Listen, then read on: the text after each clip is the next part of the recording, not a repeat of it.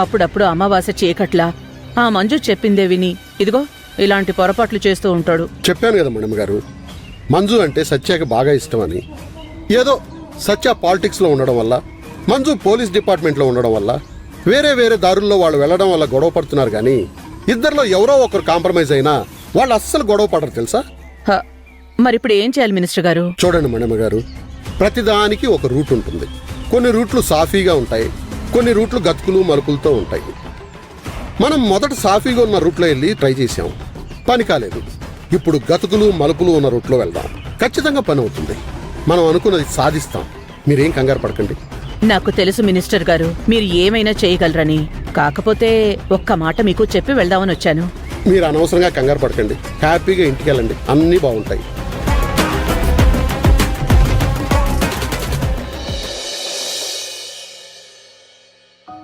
సరే, నేనంతా చూసుకుంటాను.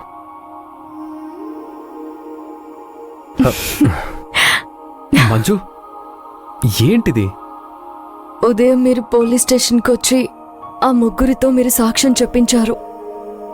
మీరు వస్తారని, అలా చేస్తారని ఊహ కూడా నాకు లేదు. ఏసీపీ గారు నేను మా అమ్మకు న్యాయం, ఆ మినిస్టర్కు ఒక న్యాయం చేశానని నన్ను సస్పెండ్ చేస్తున్నానని చెప్పాడు.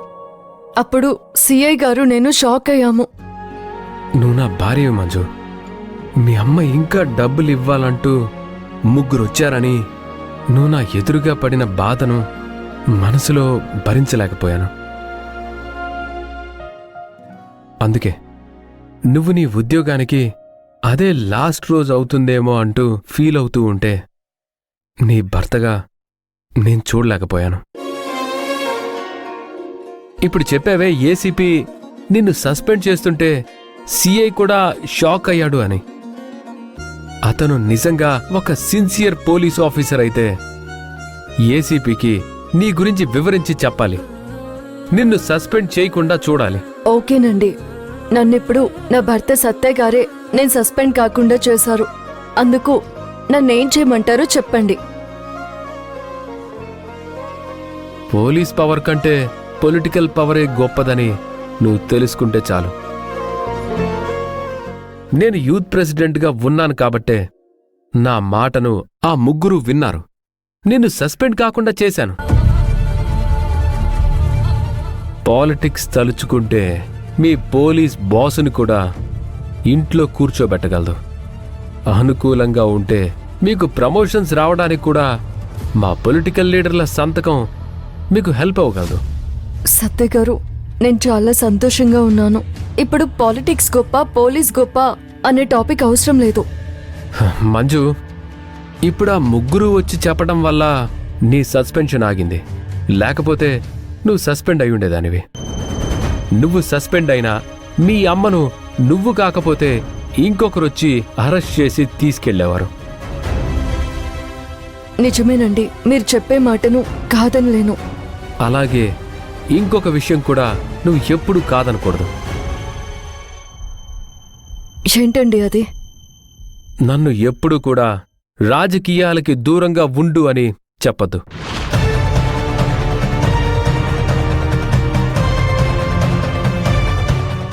ఏమండి, మీరు నాకు చేసిన హెల్ప్కి నేను మనస్ఫూర్తిగా థ్యాంక్స్ చెప్తుంటే మీరేమో నాకు హెల్ప్ చేశారనే ఈగోతో మాట్లాడుతున్నట్టుగా నాకు అనిపిస్తుంది. మన మధ్యన ఇంకొకరు అవసరం లేదండి. నేను స్ట్రైట్గా అడిగేసరికి దానికి నువ్వు ఈగో అని పేరు పెడుతున్నావు. ఇది కరెక్ట్ కాదు మంజు. నీకు పొలిటికల్ బ్యాక్గ్రౌండ్ సపోర్ట్ లేకపోతే నువ్వు ఎంత హై పొజిషన్లో ఉన్నా ఏదో ఒకరోజు నీ పై అధికారుల అహంకారానికి బలి కావాల్సిందే మంజు. దాన్ని ఈగో అంటారు. అంటే పోలీస్ కంటే పాలిటిక్స్ గొప్ప అని ప్రూవ్ చేయాలనుకుంటున్నారా? నేనలా ప్రూవ్ చెయ్యాలనుకుంటే నువ్వు జాబ్ నుండి సస్పెండ్ అయ్యాకో, అసలు నీ జాబే పోయాకో అలా చేసుండేవాణ్ణి. నిన్ను సస్పెండ్ కాకుండా కాపాడాను. సస్పెండ్ అవ్వకుండా కాపాడారని మీరు అనకముందే నేను ఒప్పుకున్నాను.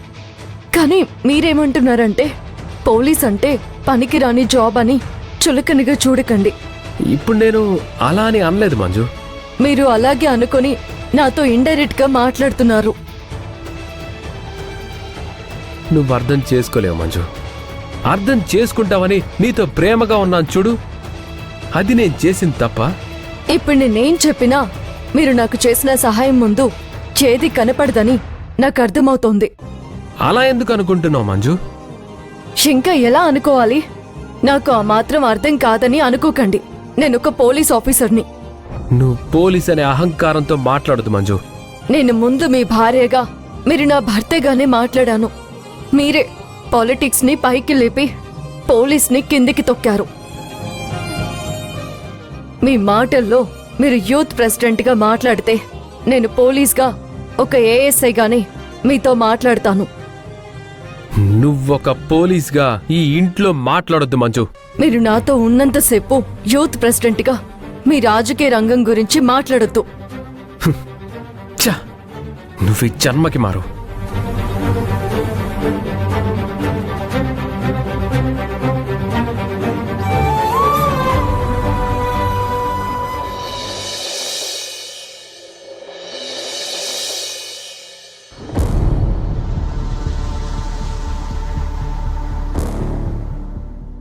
ఏంటన్నా దీర్ఘంగా ఆలోచిస్తున్నారు?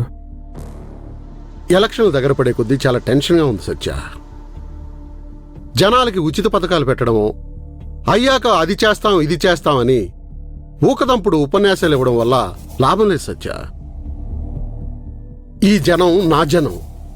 నన్ను గుండెల్లో పెట్టుకుని నా కోసం గుడి కట్టించారు.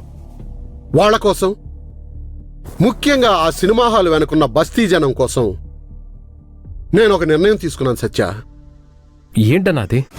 రేపు ఒకవేళ నేను ఎలక్షన్లో గెలవచ్చు, ఓడిపోవచ్చు. అదేంటన్నా అలా అంటారు? మీ గెలుపు ఖాయం. అలా అయితే మంచిదే సత్య. కానీ నేనేమంటున్నానంటే, గెలిచాక అది చేస్తాం ఇది చేస్తాం అని చెప్పడం కంటే ముందే ఒక బస్తీని మోడల్గా తీసుకుని అక్కడ నివసించే వాళ్ళందరికీ పర్మనెంట్ ఇళ్లు కట్టించాలని ఉంది సత్య. అది సాధ్యం అవుతుందా? అవుతుంది సత్య.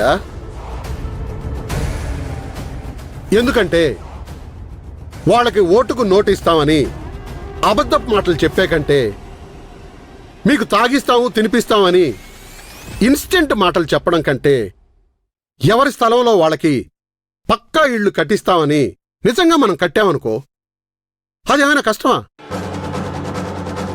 మన జయచంద్ర గారి సిమెంట్ ఫ్యాక్టరీ నుంచి మనకు కావలసినంత సిమెంట్ వస్తుంది. ఇసుక ఇచ్చే దాతలు ఉన్నారు, ఇటుకలు ఇచ్చే పెద్ద మనుషులు ఉన్నారు. అలాంటి వాళ్ళ సహకారం తీసుకుని వాళ్ళకి పర్మనెంట్ ఇళ్లు కట్టించి ఇవ్వచ్చు సత్య.